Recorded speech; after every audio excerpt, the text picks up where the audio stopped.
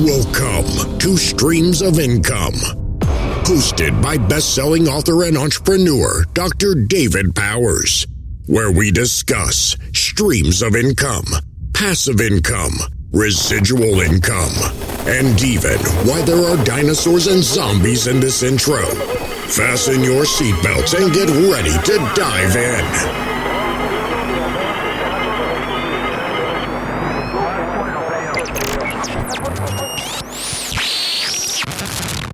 Hey everybody, welcome to the Streams of Income podcast. We are here with Dan Hinz, and I have known him digitally from a membership group we're in together, and we're Facebook friends, but we've never met in person. This is the closest we have been.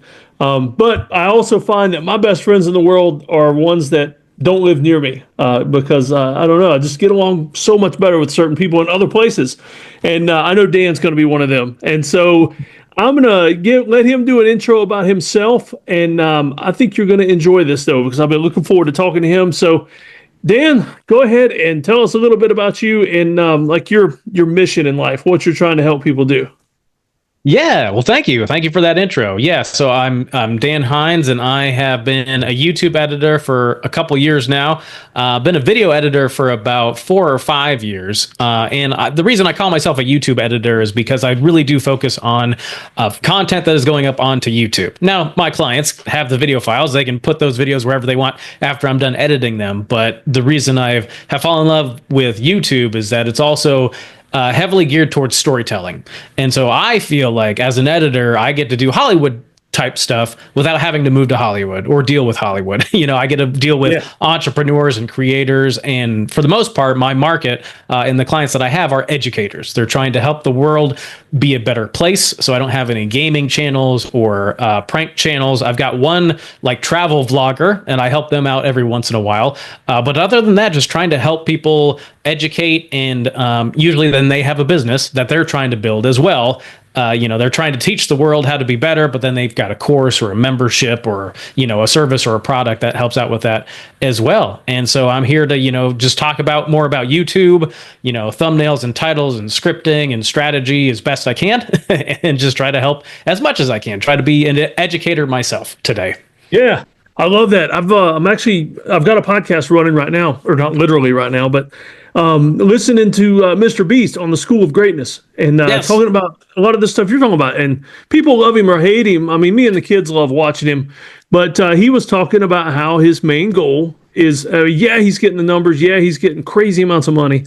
But his main goal is to help people and entertain people. Mm-hmm. And in a good way, not just the trash that's all over YouTube. So I love that. That's your mission too. So I don't get too distracted. Tell us about the stuff behind you. I'm always fascinated by people's offices and their bookshelves. I see your books are all backwards almost. Yeah. Yep. I kind of do that just so I can, kind of highlight a couple. This right here over my shoulder, that's actually a puzzle box. Neil Patrick Harris has a company. And so it's like an escape room in a box. And so this is the second version. The first version is right behind it on the shelf. And this book here is called Storyworthy. And it is the best book on storytelling I have ever read. It will better than StoryBrand. Oh yeah.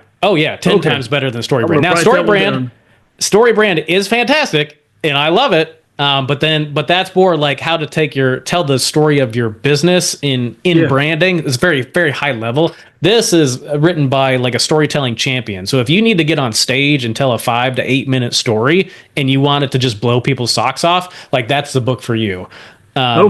But if you've never read anything about script writing or storytelling, then that's also a great start as well. You're the second person that's recommended that book. Oh yeah, I love it. I got turned on to it a couple years ago, and that's how I started to fall in love with storytelling.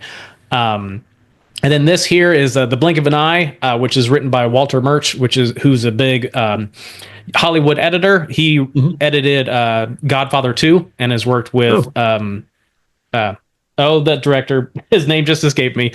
Francis Ford Coppola, many times. So a small resume. Oh yeah. And so it's just kind of his thoughts on and the art of editing. It's fantastic. And then this book here is Living Untethered, which is, for me and the anxiety that I've dealt with is to help me just kind of like let go of stuff. And it's written by a guy who either was a scientist or just has a very scientific mind. So he just kind of steps through that idea step by step, and it worked for my brain, as opposed to something like A New Earth by, his name escapes me too. Eckhart Tolle. Okay, yeah. And so like it's Eckhart so it's Tolle. a better version of that vibe. Yeah, well, I wouldn't say better for me. It kind of clicked with me better. And then all this other stuff, like I'm from the Midwest, I'm from Iowa, so we were Chiefs fans growing up and went to Iowa State University, and then this here is a local film festival hat. And then I'm a big fan of Tony Robbins, so this is one of so that's one of his hats that I've got there. Yeah. And then more actual physical puzzle boxes. So nice. That's the tour of my background. Yeah. Okay. The box thing with Neil Patrick Harris. I mean, because I love talking about multiple streams of income, and I love it when actors like him you realize they're into so many things. Like we don't all just have to do one thing all of our lives. Oh, absolutely. Yeah. So his both of his boxes have been lovely. So if you've ever wanted to do an escape room but don't want to leave the house, like buy one of those. Buy box 1 and then get box 2, and then it's a lot of fun. Yeah, awesome. All right, so let's dig into the YouTube editing. So you do everything from thumbnail all the way to the editing of the video and everything? Well, I used to. A couple years ago, I tried to become a producer and help with all of those things, but it kind of burned me out. So I'm just an editor now, but when I talk to clients that are looking to hire me, I'm not just like a video editor. I don't do like advertisements for TV. I'm not doing documentaries. I'm not doing wedding videos. Like I focus on YouTube. I understand like the world of YouTube. So when someone says, "Hey Dan, I need the beginning of our video to match our thumbnail," I already know what they're talking about. I just get it. And so I can kind of talk to my clients and speak that YouTube language. But yeah, it's trying to figure out how to help best fill that post-production need for YouTube creators. Yeah. Okay. I just finished reading a book a while back. It's on the shelf behind me somewhere. Vincent had recommended it. It was by the guy that had worked on The Chosen and yeah, some of like Dr. Squatch, I think. Some of those the viral stuff. Oh, the potty one. The squatty potty. Yeah, the squatty potty. Yeah. And it was pretty neat. But I'll be honest with you, the more I got into the book, the more I realized, wow, I need to hire somebody like you instead of trying to figure this out on my own. So how would you kind of answer that? Like, why should people hire you instead of trying to figure it out? Because for me, that's not a passion or a joy for me trying to figure all that out.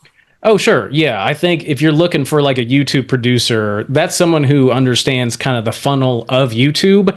And really the marketing funnel of YouTube starts at the very top with ideas and strategy. As an editor, so let me back up a little bit. With filmmaking, there's 3 stages. There's pre-production, where your ideas, script writing, all that other stuff. And then you have production, which is you film stuff. And then you have post-production, which is basically editing. And so I'm fully in the post-production where it's kind of like once you get to me, I kind of like, you give me what you give me and I'll do the best that I can. But at a certain point, there was a spot where you had the spark of an idea.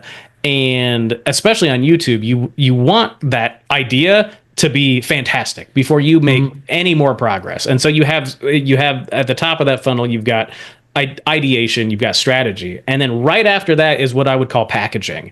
And that's thumbnails and titles, because on YouTube, you've got those little pictures and you've got the title and people are scrolling and they're like, do I want to watch this? Do I want to watch that? Do I want to watch this? Do I want to watch that? And if you don't earn their click, they're not watching. So it doesn't matter who you have as an editor, almost doesn't matter what your idea was. It's like if you can't get them to click, then it kind of doesn't matter anymore. So you've got the idea that you want to be really good, and then you've got that packaging, like what image and what title am I going to get people to click? And then after that, you've got the hook. You've got the very first 30 seconds of the video, and you basically have to promise people that, yes, this video is what you promised it was going to be in that thumbnail and title, and then whet their appetite, get them curious. Like, yes, I want to spend 20 minutes watching this video or an hour listening to this interview or watching the interview.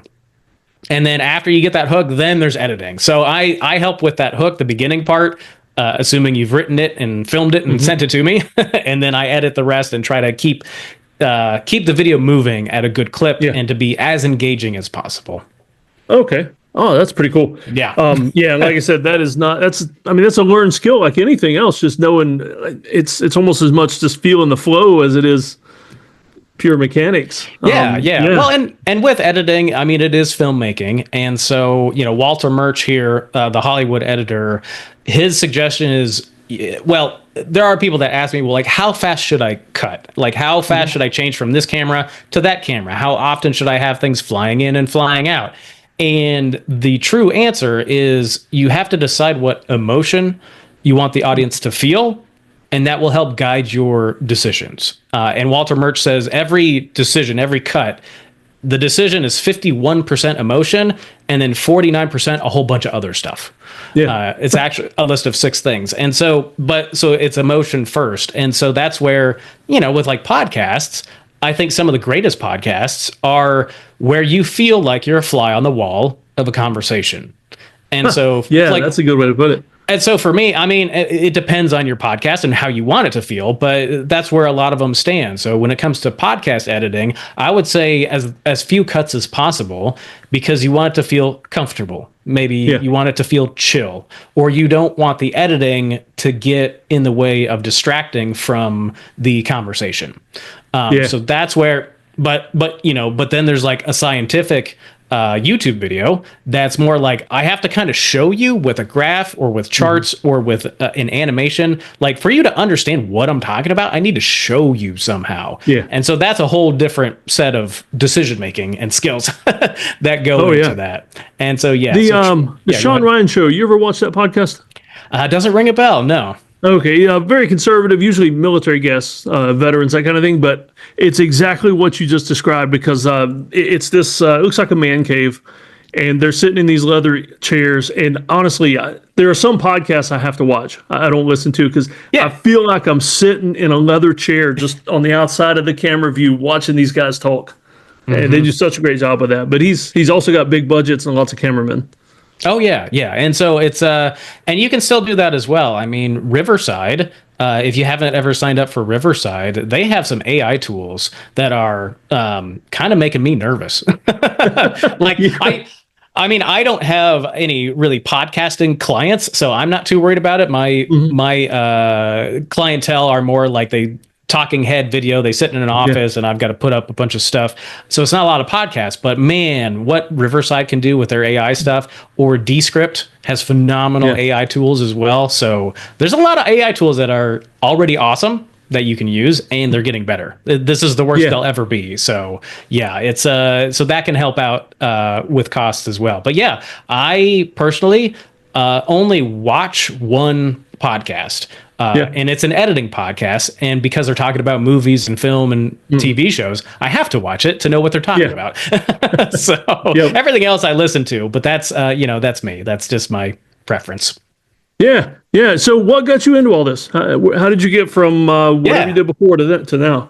Yeah. So before I was actually building a business as a financial coach. And I decided either I wanted to start a podcast or a YouTube channel, and I've done editing and filmmaking before in high school and college. So I'm like, well, I kind of halfway know what I'm doing when it comes to that type of stuff. So I started a YouTube channel, and then through some friends, they got to see my stuff, and they're like, Dan, you're good at editing. Can you help me with my stuff? Because I don't want to do it anymore.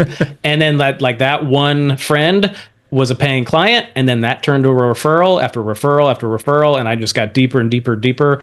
And I really was a video editor where I was doing online courses and YouTube channels and TikToks and all sorts of stuff.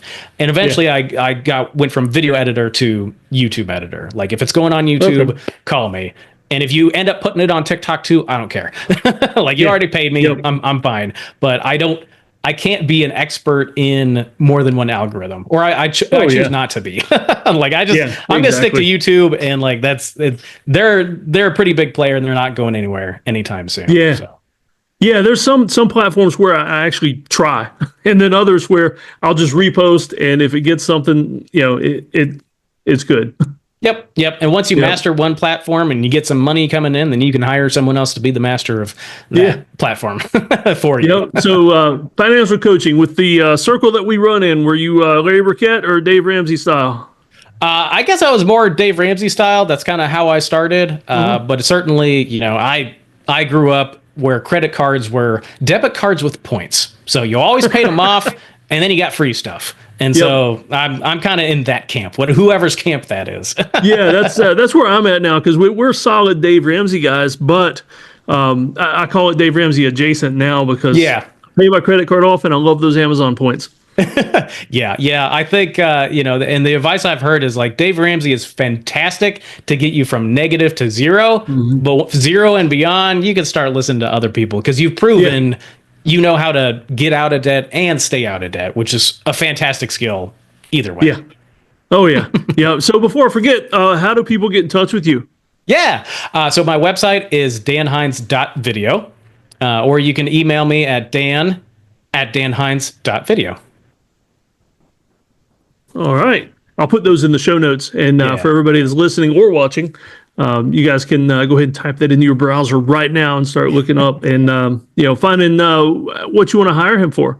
Yeah. So if you could recommend, I don't know, like your top 3 tips that we all need to change with our YouTube videos, that things that like drive you crazy when you see it, what would that be? I would say you need to triple the amount of time you spend on research. I don't know what you're doing now, but triple it. Because once you decide, well, there you go. Because it's that funnel. It's that make sure, like if you have a phenomenal idea, like that trumps everything. Because if you have that phenomenal idea that your audience is going to love, and you've seen other people do it and it's been successful, then your ability for success is going to be better. And I guess tied to that, maybe tip number 2 would be to decide who your target audience is and what your value proposition is. Like, who are you helping and what are you helping them with? Because I think, like, I just edited a video for someone as a trial, and she was just like, what I eat in a day as a college student, which is like, all right. But, is her market people trying to be healthier? Is it college students trying to be healthier? Is she just trying to vlog to become famous? That type of stuff. So it really depends. Like, once you pick who you want to help and what you want to help them with, then it becomes easier to find the ideas of what you want to, what you want to talk about and what you don't want to talk about. And I guess then third would be right after that would be the thumbnails and titles. Is study thumbnails and titles. And so that way you can get better and better and better at getting that click. And so basically, because those are the top of the funnel, like everything gets better from there. You could have very little editing or zero editing, but if it's a fantastic idea and you present it well, then you won't need to hire an editor because people are going to want to watch what you're talking about. So if you're helping them save money or to save time, which time is money, then if you make them a promise to say, hey, here are the 10 things I did to make $200,000 in a year, it's like, you don't have to edit that video. You can just talk for 10 minutes doing those 10 things, and people are going to want to know all 10 of them because you're helping them get out of a jam or something like that. So I could go on and on about that, but the 3 tips would be: get to that top of the funnel, research, triple your time, and then double at least the amount of time you're spending learning about thumbnails and titles. Get much better at that. Right away. I love your example of the girl with the food, though, because that's such a clear image that you present in my mind there that I could see going different ways. Because I watched a video one time. It was a college student, and he was making grilled cheese in the dorm, but his whole pitch was to entrepreneurs in college, like trying to save money, getting by doing what you can so that you save money to start a business. And so he was sitting there. He went from ironing his grilled cheese sandwich with the clothes iron and to ironing his shirt for class because he wanted to look good. Yeah. And so it was still food in the dorm, but it was a totally different point of view. Mm-hmm. Yeah, exactly. Well, and he did something a little bit out of the norm, and you remembered it. And being memorable is worth something. So, that's where you could, if you have some favorite YouTube channels you want to watch, like, so you got Mr. Beast that did a whole string of $1 plane ticket to $100 million plane ticket, or, stuff like that. Just watched some of those here recently. Yeah, like a $1 boat to a $1 billion ship. what the experience is like. And so you've seen other creators like Ryan Trahan, where he's just like, I went on the first class ticket of every major airline. And so that's a video of him just experiencing this stuff. Now, the thing about Ryan Trahan, which is another phenomenal creator to watch, is he's really good at storytelling. And so he follows something called the Harmon Circle, which really helps frame his videos and outline his videos to make them not only fun to watch, but then emotionally satisfying at the end. And so that's pretty cool. I'm getting into the weeds here, but like it's one of those things where you piqued my curiosity. The Harmon Circle, is that in the Storyworthy book, or is that something different? It's something different. So have you ever heard of the hero's journey? Yeah, that's why I was thinking what you described, though, just sounds more like a single space in time, as opposed to hero's journey, which is like a lifelong quest. Epic. Yeah. So the hero's journey is a storytelling tool where, you can fit Lord of the Rings and Star Wars and basically any movie Bible on top of it. The Bible. Yeah, exactly. And so, but the hero's journey has like 12 to 15 steps to it. It's very intricate, which is fantastic for a movie, but you don't have a lot of time in a 10, 15, 20 minute YouTube video to hit all those Cram points. all that in. Wow. Yeah. So Dan Harmon, who created Rick and Morty, and he wrote. You got me really interested now. Yeah, and he wrote for Community, the TV show. He created what he calls the Harmon Circle. So it's like 6 steps. And so it's just a simpler version of the hero's journey where, it's like, I'm a character, I want something, but something happens to me and I can't have that. So I've got to go out into the world and overcome all the obstacles and then find like my guide and find, the magic potion and use that potion. But then that getting what I want and using that magic potion also has consequences, and I have to suffer those consequences and then return home. And that's the basics of the Harmon Circle. And so then you could start to say, okay, well, how do I talk about getting out of debt in a video in that frame? How can I tell a story or make it story worthy, but also educate people at the same time? So that's something to think about. Yeah, no, I mean, you got my mind going now, because I've been just thinking, we were talking Dave Ramsey earlier, like when he tells his story. Yes. It kind of follows not the hero's journey so much, but more of a Harmon Circle kind of thing. That's pretty cool. Yep. I'm still thinking about that college girl too, because I'm thinking you could do a whole foodie channel just based on what am I doing with ramen today to make it palatable. Yeah. Right. Well, and kind of using her as an example, and she's a newer creator, so we all have to start somewhere, and we all have to learn. So, but part of it is to say, well, are you trying to eat healthy on the cheap? Like that's a path you could go. It could be like, well, how to eat healthy from the dorm buffet line, that type of stuff. It could be how to or how can you cook on just like a hot plate and learn how to cook, like that could be a thing. There's all sorts of things where you could go in that direction, and niching down on YouTube is also a fantastic idea. As Pat Flynn says, the riches are in the niches. And so, getting hyper specific and kind of finding your audience is always a good thing. Cause if you're trying to be for everyone, you end up being for no one. Even Walmart, it's just like you've got, everyone, no one goes to Walmart for luxury goods. That's just not what they're known for. They can help a lot of people, but they don't help literally everyone. Yeah. Oh yeah. And Pat Flynn's a good example too. He always talks about pop culture a lot, but when he started talking about Pokemon too much, he just spun off and did a Pokemon channel that's just that. And of course it exploded because it's Pat Flynn. Yeah. Yeah, well, and he spent years and years and years knowing how to tell a story. And so, and also he's got his businesses, so then he's got some good cash flow that he can hire some great editors and help with that as well. So, that would be a great case study to see kind of how he built that. And I saw him talk about that channel at Social Media Marketing World 3 years ago. It's fantastic talk. Any behind the scenes stuff of Pat Flynn talking about his YouTube channel is going to be helpful. Oh yeah, definitely. So that's kind of all the YouTube and editing and everything. What else are you into? That especially like side hustles or just cool hobbies that we want to know about? Yeah. Well, I guess my only other major thing I'm doing is real estate investing. So that's kind of trying to get deeper into that. My wife and I have 2 properties together, and then me and my business partner, we've got 2 properties, and now we're looking to buy a third. We've kind of got the cash saved up. We've got our market, and we've got our team, and we're investing out of state. So we're trying to figure out. We're making offers on properties right now, trying to get someone to say yes.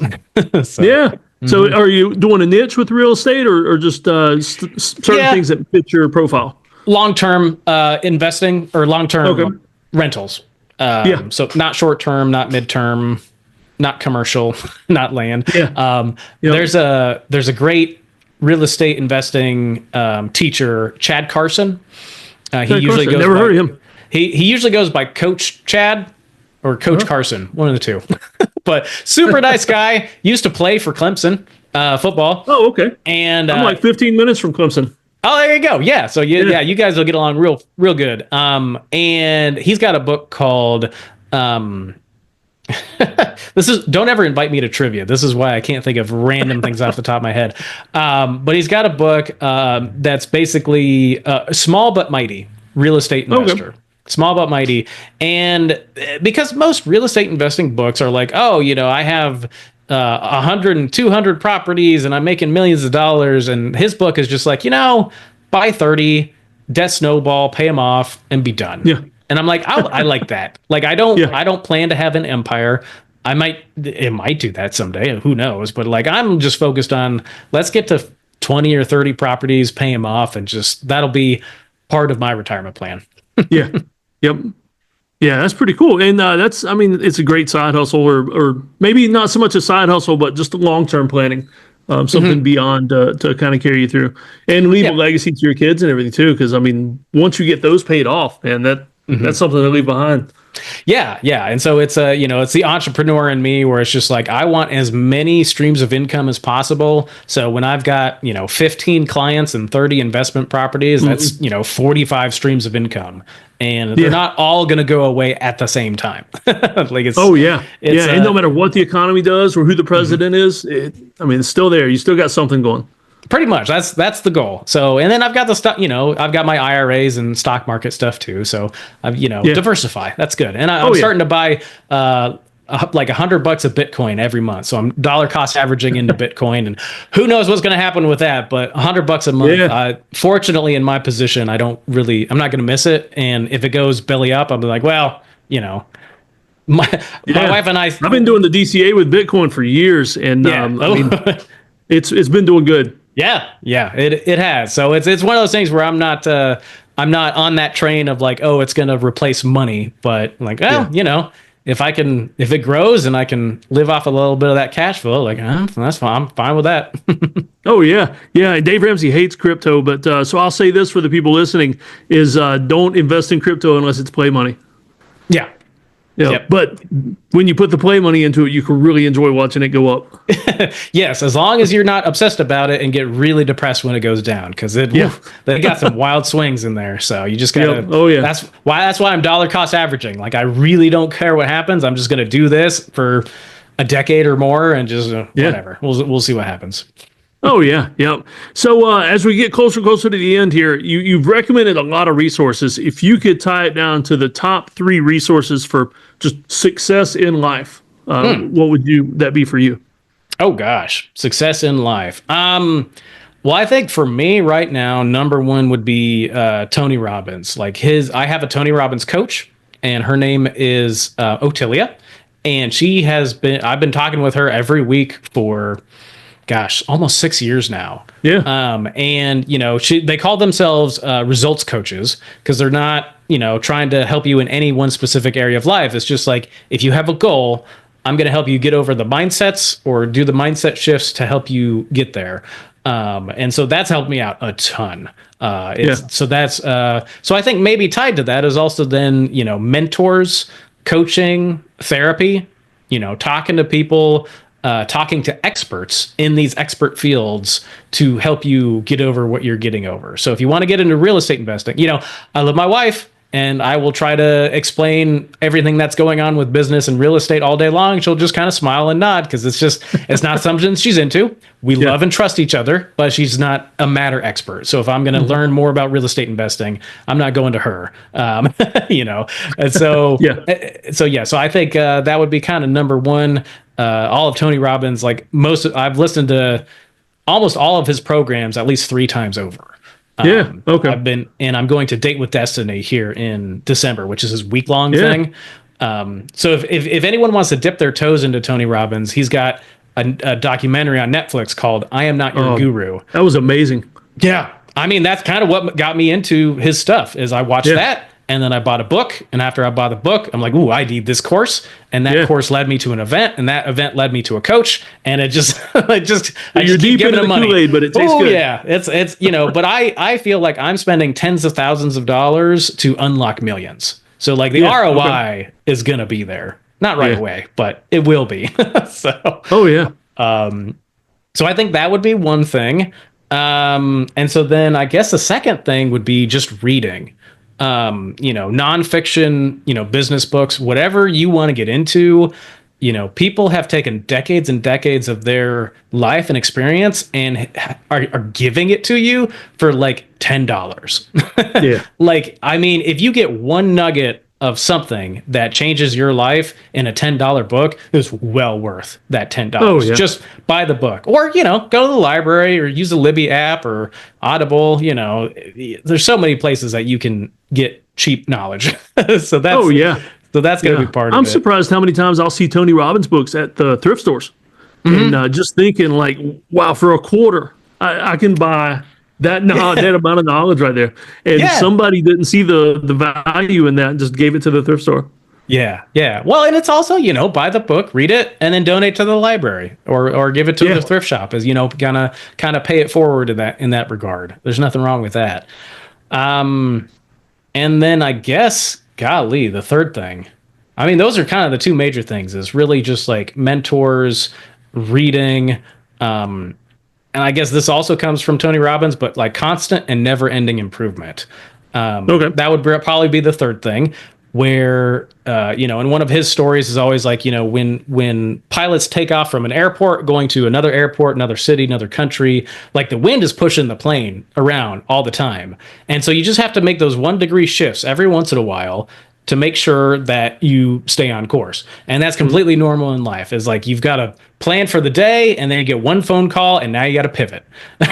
And so, and that's okay. That happens to everybody, no matter how good of a planner you think you are.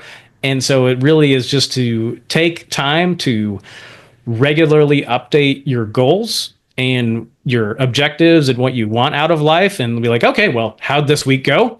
How do I want next week to go? And what do I want to do, or what resources do I have to go after that? And so I guess it would be just a kind of a mindset of constant and never-ending improvement, but not perfection, improvement. Yeah. Progress. Oh, yeah. Yeah, perfect. Well, not perfection, but perfect. Yeah. So if any last pieces of advice or stories or anything you want to just kind of close us out with? Ooh, that's a good question. I guess what just popped in my head is that especially when it comes to YouTube, is I would say, like, if you want to get really good at YouTube, and maybe it's just like video podcasting, like whatever you want to get into, it would be to study, become a fan and study that style of art. So if you want to get really good at video podcasting, watch a lot of video podcasts and not to like steal their ideas, but if you watch really, really, really good stuff, you build an intuition of what's good and what's not so good. It's like, I don't eat at a lot of fine dining restaurants, but if I had the money to do it, then I would understand like what amazing food tastes like and how it's different than other restaurants, fast food, that type of stuff. And so then that would make me a better chef if I wanted to do that. But when it comes to YouTube editing, I watch some of the biggest channels, not all of them, but it's also I'm listening to a bunch of podcasts about editing and filmmaking and the blood, sweat, and tears that go into it, but also trying to find tips. I'm like, oh, because when I'm editing a video, I'll have an idea. I'm like, oh, I saw that on Welcome to Wrexham on FX the other day. I'm going to steal that idea. Or I'll be watching The Bear on FX and like, ooh, I want to try. If I ever get the chance to try that shot or to try that sequence in my editing, I'm going to. And so, you can kind of steal like an artist and try to get that stuff. Same with video podcasting. It's like once you watch enough of it and you start to have a bar for good and great, and you might not be there yourself or might not have the money or the resources, but at least you understand the gap and can work towards that. So that would be my closing argument, Your Honor. Yeah. No, some of my favorite video podcasts that I watch are, it's kind of a dream for me is to have a studio someday where I can bring the guests to me. And because Tim Ferriss and School of Greatness and Sean Ryan, they like these $1 billion people are flying to them. I mean, I just imagine the time out of somebody's schedule to just come to you to film something like that. You've made it at that point, if that's what you're looking for. Well, and there's a local guy who's got an ad agency. He's got a building that he rents out a bunch of rooms, and he turned one into a podcast studio. Yeah. So local people here can just they've got the camera set up, they've got the microphones, they've got the Rodecaster, everything's ready to go. You and your guests just have to walk in the door, sit down, and press record, and you can have a video podcast. So maybe then, is there a space where, and that's a business opportunity as well. If your area doesn't have that, would you be willing to start that? And run something that's cool. Like that. Yeah. So that ruins it for a lot of people, though, because it lowers the barrier of entry, and a lot of people just want to say they want to do something, but never actually do it. Yeah. Oh, yeah. Yeah. Well, I mean, that's the entrepreneurial spirit. Is there's got to be an ROI in that, and I think there's some areas where it's well, you might have a podcast and can record in it, but if no one else does, then that business is going to go out of business real fast. So. Yep. Oh yeah. Yeah. You gotta figure it out for yourself. Yeah. So, Dan, are there any, do you have a YouTube channel or anything, or do you just work on other people's? Technically, I do. I posted a bunch of shorts there 2 years ago, but I'm so busy editing other people's stuff, and I get referrals. In fact, there's a website you could check out. It's called ytjobs.com. So that's YouTube Jobs, ytjobs.com, and it's basically Fiverr for YouTube. So wow. I'm on there as a YouTube editor. Yeah, it's not a lot of people know about it, but if you need a YouTube editor, someone who edits video but understands YouTube and edits for other YouTube channels, that you can go there, and I'm on there, and you can look at my profile and see that I currently I just crossed 300 million views on all the videos that I've done. For all of my clients. And so you can see that you can hire people, thumbnail designers, script writers, producers. So if you need a producer, that could be a place to go. But it's Fiverr, but specifically for YouTube. Yeah. Well, that's cool. That's a nugget I'm going to check into myself. Yeah, for sure. So, I mean, chances are people are watching your work and don't even realize it, but I just like that idea. But the millions of views that you've gotten on stuff, that's pretty cool. Yeah, it's fantastic. And so that website helps me track all that. So, knock on wood, that doesn't go away anytime soon. I need to figure out how to back up all the links to all those videos and keep them in a Google Doc somewhere. That's kind of low on my priority list right now. Oh, yeah. Now, YouTube needs to come out with some kind of a plaque award for the behind the scenes people now, because it's always the creators that get the awards, but there's so many people behind them. Well, and that's kind of how it goes. It's there's Steven Spielberg and there's Jurassic Park. And do you know who edited Jurassic Park? Yeah. I haven't looked the other guys that nobody knows. Yeah. I mean, but that's filmmaking. It's always a team effort. It's a team sport. And that's just kind of how it goes. But, a lot of creative people just love to do the creative things because they love to do the creative things. And as long as they're paying their bills and no one's yelling at them, then that's fine. Don't worry about it. Oh, yeah. Yep. Well, Dan, thanks for being with us today. And this is pretty cool. I was looking forward to this one because some of these podcasts that I record, I'm interviewing people because I do want to help other people, but sometimes I just want to learn more about other folks. Yes, absolutely. Yep. And YouTube and video, I mean, that's kind of the way of social media right now. And even podcasts, it's just everyone's I need to get my podcast on video and get it onto YouTube. I mean, hire me if you can, but Riverside has got some good stuff. Descript, has some great tools as well for cheaper and or free. And yeah, video is kind of the way things are going. And I would say even with AI, people are just, we just want real, we want authentic, and we want vulnerable content. And, you know, in having these conversations like this is probably going to get more eyeballs than AI ever will in the future, because emotional connection is what we as humans value the most. So if you're out there making those emotional connections and teaching people, it's super valuable, which is wonderful. Well, tell you what, since you brought it up, we'll definitely close out with this one though. But the AI, YouTube just restricted a lot of the AI stuff, didn't they? I mean, I guess it was almost like a fad that just came in real quick, swept everything, and YouTube finally decided enough. Yes. It's AI crud or AI chum, so whatever that term is. But yeah, it's basically just people typing in a prompt and just churning out very, very low quality stuff. Yeah. And YouTube is just like, look, it's like you didn't, you know, it isn't adding value to the YouTube audience. People aren't enjoying it. It's, you know, it's stopping the world from seeing other creative people and their wonderful stuff. So it's like, hey, like, we're going to pay you some because of the ad revenue, but we want you to make real good original stuff, because there are more people watching YouTube on a connected TV than there are people watching Netflix. Yeah. And so people are more and more are sitting down on the couch with a dinner or whatever, and they're turning on YouTube and they're just watching YouTube like it's TV. And that continues to grow. So that's, that's why having an hour-long video podcast for people to just be, you know, in that chair, watching enjoying and hanging out and relaxing, it's valuable, super valuable. Oh, yeah. Yeah. Well, thanks again for being with us, man. I appreciate it. Yeah, I could talk about this all day long. So thank you, David. Thank you for the invite, and I hope everyone enjoyed. Yeah. Oh, I'm sure they did. I did if nobody else does, but I'm sure they will.